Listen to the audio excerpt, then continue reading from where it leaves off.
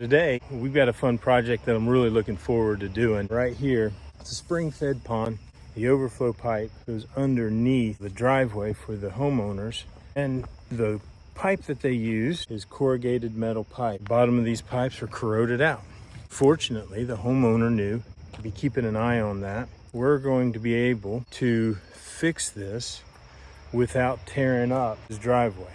Had he waited till everything collapsed, it was unusable, then the price of that project would have skyrocketed, and then we would have had to render access to his house unavailable because we would have had to tear up this whole driveway.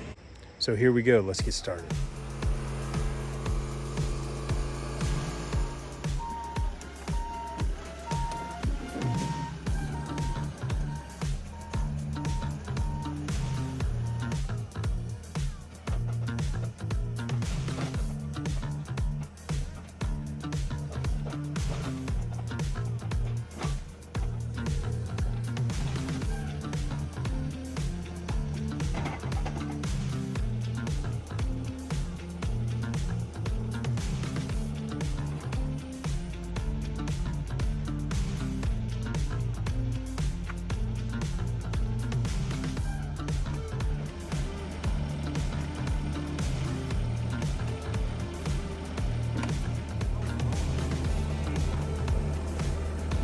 Got day one in the books. Getting ready to start day two. We've sleeved corrugated pipes. These are 18-inch pipes. We've downsized to a 12-inch sleeve that goes right in those pipes pretty easily. In our work here, there was a lot of erosion going on down in here.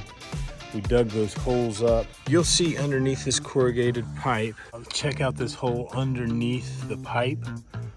So the plan is we're going to take flowable fill in these voids, and then over the backside of this, there's going to be some stone. That will help dissipate the energy as the water comes down towards that dry creek bed.